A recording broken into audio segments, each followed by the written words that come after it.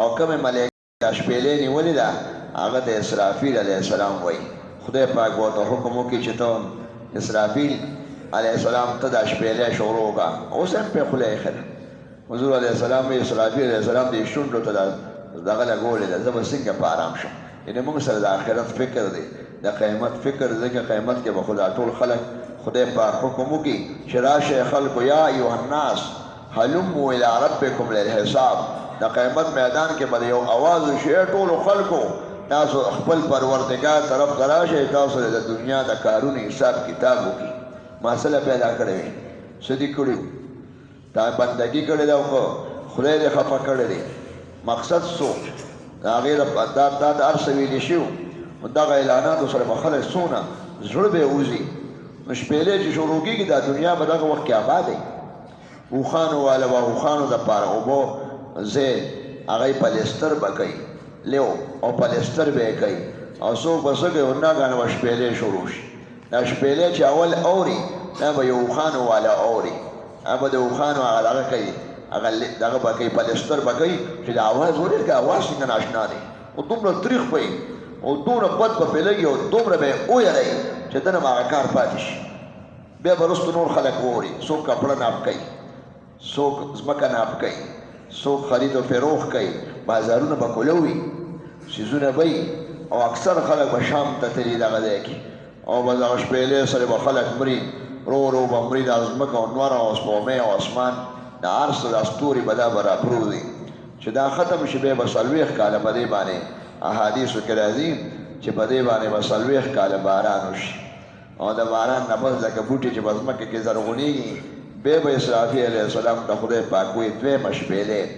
ثم نفخ فیه اخرى فاذا هم قیام ینظرون بیا به یو دویم ځل پوکې ورکړي دغه شپېلې له یو خوا به جبري علیه السلام ولاړې بل خوا میکایل علیه السلام او دا ټول خلک به هغه را پیدا شي صحابه کرامو یو ځل د حضور علیه السلام نه د قیامت تپوس وکړو چې دا دومره خلک چې دا ځمکه کې خورې خورې شوي که نه هغوی خو به خدای یقین او طاقت ماني خو دا به څنګه جمع دی کېږي حضور علیه الصلاة والسلام وایي د دې مړو دا اډوکې او دا غوښې دا په خاورې کې خورې شي خو د ملا اډوکې دا لکې د غوا یا لکې د سخي یا د څاروي چې کوم اډوکې سره ښه دي نو دغه اډوکې خو په څاروو کې وي په انسان کې وي د ملا په دې اخر کې وي چې کوم دی کې ورسره لکې لګېدلي دغه اډوکې ای د عجب وایي عجب الصف ټول اډوکې به یې ختم وي خو دا وړوکې اډوکې به الله ته معلوم دی دغه وایي البته پیغمبران او خواص خدای پاک د هغې غوښې نه خورې کوي عام مړي خو خورې کېږي چې کوم خورې شوي نو د هغې دا وړوکې اډوکې ابه خدای پاک غټ کړي لکه د غنم نه چې خدای بوټې راوخېږي او د اب نه څومره غټه ونه کېږي نو د هغې وړوکې اډوکې نه به خدای پاک په هغې کې خپل طاقت وچلی هغه بدن به یې جوړ شي په ځمکه کې او نیغ به راوځي او تاسو ګورئ نه وي دا بارانونه نه کېږي یو ځای کې اوقات وي او خوشسالي وي ګیا نه پټي ټول اوچو ها اونو کې پاڼې نه او چې باران وشي نو هغه دا ګیا مو شي دا ګیا مو شي ټولې اونې شنې شي پټي ټول خوش نه پوش نه شي دا څوک کوي کذلک یحیی الله الموتى الله پاک به مړ دغه شان جمتاو ته ښکاري نه ټوله ځمکه د اوچې او خاورې خورې شوي دي دقت کې نه ګورئ دا ټوله ځمکه خدای پاک شنه کړي او د هغونو نه پاڼې روزي او د فصل روزي په پټو کې نو دغه الله چې دا ټوله ځمکه د فصل ډکولی شي او اونې د میوو ډکولی شي دغه د ځمکې نشي ډکولی دی خو روزانه دلیل دی دا د قیامت ډېر لوی دلیل دغه شان به خدای پاک دا ټول خلک راښکاره کړي په یو حدیث پاک کې راځي چې من مات فقط قامت قیامته چې کوم سړی وفات شو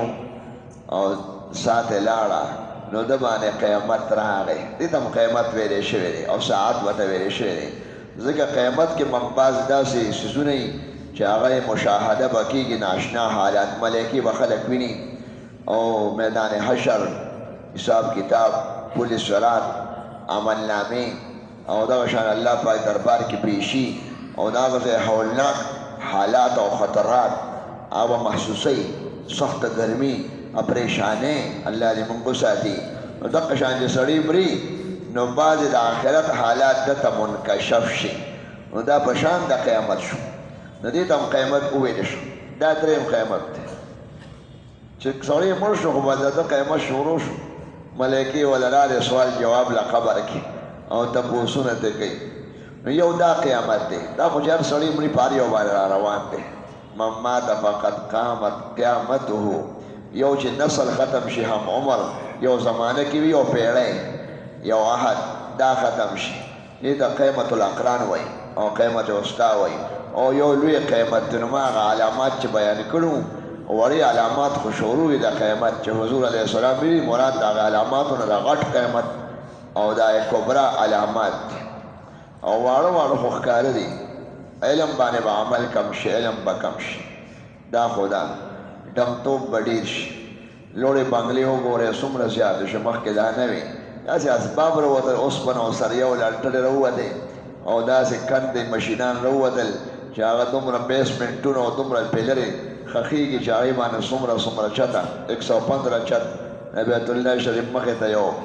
دغه دی یو هوټل شان یا یو بیت دغه دی یو آبادي ده 115 چت او بعضې ملکونو کې خو ډېر زیات دي په عربو کې په یورپ کې په نورو ځین ملیشیا کې او سنګاپور کې او نورو علاقو کې دومره بلډینګونه چې ښکاره شو او دا ځمکه به د کورونو او د بنګلو نه ډکه شي نه د قیمت په نښو کې دی او ډمتوب او باجې دا به ډېرې شي او ښځې به ډېرې شي او بې حیایي او بې ستري او د بې شرمۍ کارونه او اسباب دا به ډېرېږي دا خو هر سړی محسوسوي او څه غټ علامات دي نو هغه غټ علاماتو کې ما درته ویلو آخر کې چې 3 ځلې به ځمکه کې خلک ځي یو ځل چې کله مهدي صاحب د بادشاه اعلان وکړي لوی عالم دی خلک نیکان به ورسرې شي نو شام کې به یو فوج وي سفیاني فوج نو هغې تقریبا 9 لکه او 60,000 فوجان 9 لکه او 80,000 فوجان دا به را روان شي چې د اسلامي حکومت او د عالم څنګه بادشاه کې د ده خلاف په مکې مکرمې ته را روان شي ځکه هغوی به خبر شوي چې دلته دی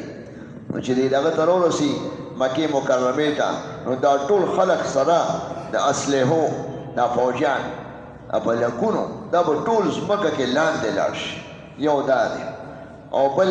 یو مشرق کې به یو ځل خلک ځي او دا واړه ځمکې چې دننه ځي په زلزلو کې جاپان کې او نورو ځینو کې دا مختلفو زمانو کې ښکاره کېږي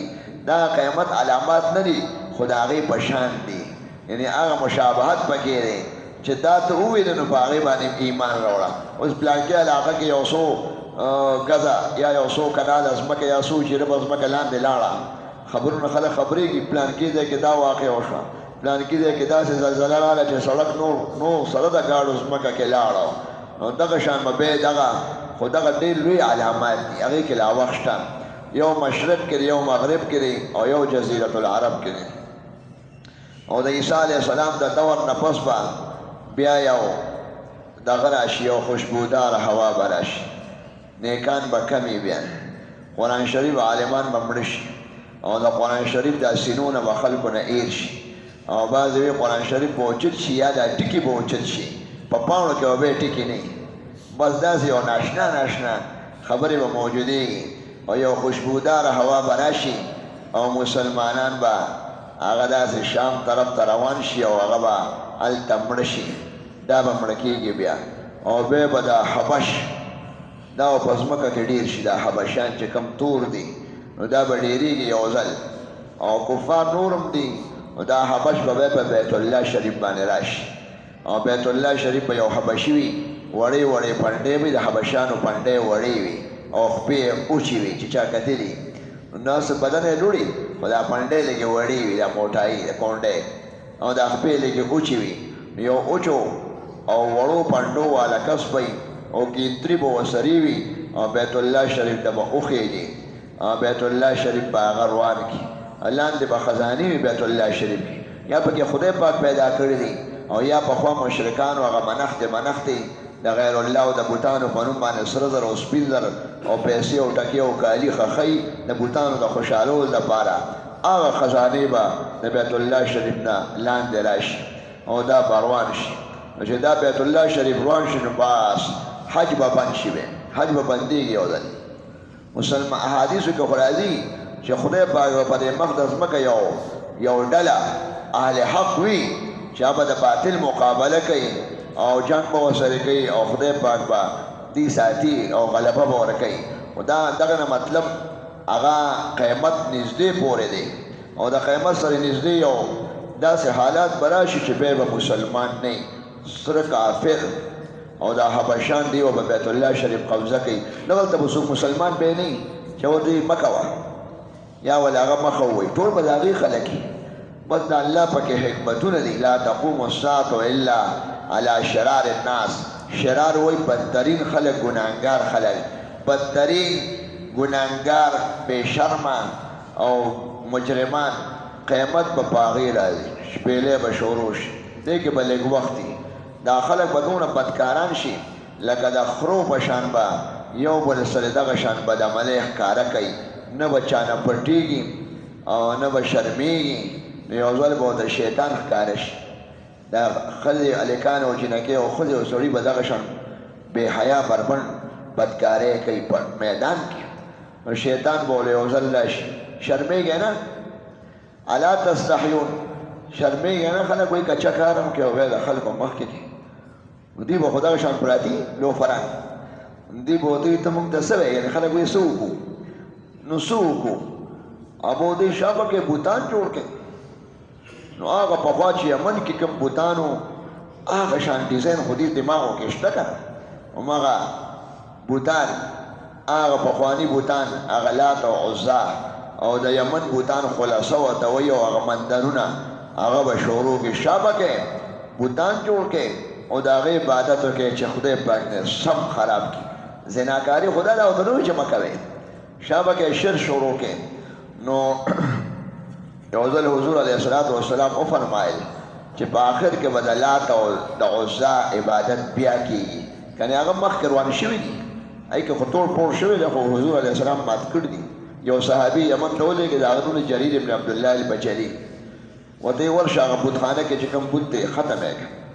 د هغه نوم هغې د هغه بتخانې د ذوالخلاصه وایي او هغه بت نوم خلاصه دی ښې لام سواد خلاصه ورته وایي نو هغه ورغی هغه بوت یې ختم کړ ډړې وړی خو دا خلاصه بوت به قیامت سره بیا راځي یعنې کافران به ډېرېږي مشرکان او هغه اسباب د شرک ابدي تازه بیا جوړ کړي هماغه ډیزاینونه هغه به جوړ کړي او بربنډې ښځې او ډمانې ابه ته طواف کوي د بتخانو نه ځکه بیت الله به خو نه او د بتخانو طواف به شو عایشه بي د حضور علیه السلام نه تپوس کوي چې د قرآن شریف نه خو معلومېږي چې اسلام به غالب کېږي او تاسو وایئ چې د لات او منات او د یمن د بوتانو عبادت به شروع شو او بې حیا ډمانې ښځې به د طواف کوي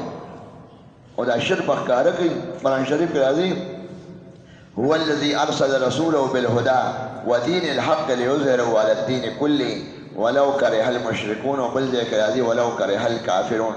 خدای پاک خپل نعمتونه یادي خپل پیغمبر یې راولېږه او دین حق اسلام یې راولېږه دا به په ټولو دینونو غالب کېږي نو آیات ته معلومیږي چې اسلام به غالب وي او باطل او کفر به دا مغلوب وي او دا به کمزوري او تاسو وایئ چې بوتان عبادت به کېږي په عربو کې او په یمن کې او نورو ځایونو کې به څومره وي ورته یې وي دا یو خاص وخت به دا چې اسلام او خلک به اسلام غلبه وویني په مختلفو زمانو کې خو یو وخت به داسې راشي دا نظام به خدای ختموي نو هغه شپېلې د قیامت چې والې کېږي او خو ډېره خطرناکه ده نو خدای پاک مسلمانان د هغې نه ساتي چې دا اواز مسلمان و نري او دا په ګناهګارانو او په کافرانو دا اواز راشي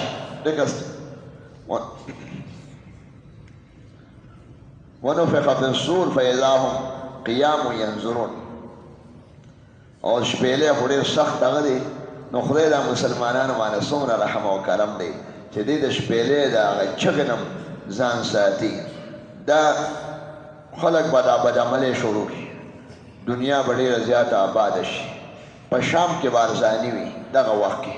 شام په ملک کې نو بس دا خلک به شام طرف ته روان شي او دا بدعملۍ او دا معاصي دا شرپسند خلک به ډېر زیات او بې حیا وي بس آخر کې به یو ځل به شپېلې شروع شي هغه شپېلې ته سور وایي هغه داسې د اخکر په شکل کې ده اخکر بیګل ګول شکل کې ده دومره غټ سورې چې د آسونه او اسمان انسان او نور جاندار دا به ټول خدای پاک فاني کي او مرګ به پرې راولي ختم به کړي بس دغه او بیا دا یو شپېلې سره به ختمېږي او بیا به یو څلوېښت کاله داسې د شبنم په شاندارې باران وریږي په مخ د ځمکه او دویمه شپېلې سره او بیا خدای پاک دا ټول خلک د ځمکې نه جمدي راوباسي او په مخ د ځمکه به د خاورو نه راوځي او بیا به یو میدان محشر ته رایي خدای پاک یې راجمع کړي نو دغه ته قیامت کبرا وایي غټ قیامت او دویم قیامت هغه قیامت وسطی دی درمیاني هغه دا دی چې یو نسل او یو عهد او یو پیړۍ چې څومره هم عمر دی همزولي خلک یا په عمر کې یو بل ته نږدې وي تاسو نږدې اوس عمر کې نږدې وي یا هم عمر وي هم زمانه وي شریک په زمانه کې وي نو دا ټول خلک چې مړه شي نو دغه ته درمیاني قیامت وایي یو نسل حضور علیه الصلاة والسلام یو ځل ناست و نو چا دې تپوس وکړو د قیامت باره کې دا د وفات نه مخکې لیک شو چې قیامت باره کې تاسو تپوس کوئ هغوی ورته یو صاحب تپوس کوو یعنې چې کله به راځي نو حضور علیه الصلاة والسلام ورته وفرمایل وی تاسو کې چې کوم دا کم موجوده خلکو ته خطاب کوو چې اوس کم موجود خلک دي په دې وخت کې په مخ د ځمکه مولود دي پیدا دي او موجود دي شته نو 100 کاله پس به دې کې یوم دی ما من نفس منفوسة بعد 100 سنة اليوم چې نن څومره خلک په مخ د ځمکه تاسو چې څومره یې نو 100 کاله پس به یوم نه یې یعنې قیامت به ټولو باندې راغلی همزولي حضور علیه الصلاة والسلام دې کې د صحابه کرامو دور ته اشاره وکړه ځکه دا د وفات نه مخکې لږ شان وي 100 کاله پس به دا موجوده خلک ختمي یعنې دې کې د صحابه کرامو دور ته اشاره وکړه چې دا اوس څومره صحابه کرام دي مشران کشران واړه لوی ټول نو 100 کاله پس یعنې 110 هجري دغه 10 هجري وه یو 100 او 10 هجري د سپومې کال بیا به پکې څوک نه دا ټول به مړي دا قیمت وسطی دی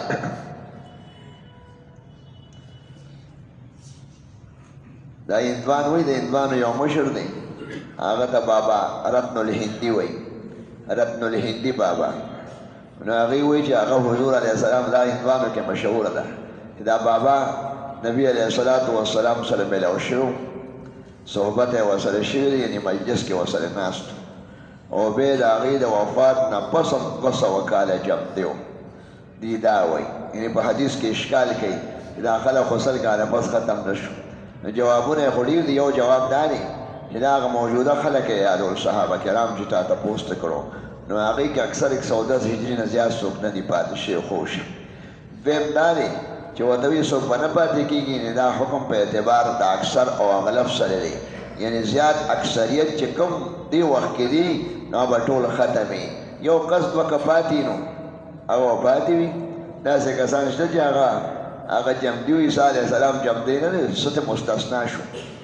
او بعضې خلک د اولیاء الله وایي خضر علیه السلام جمدی دی او دغه کې دی په سیندونو په منځ کې دی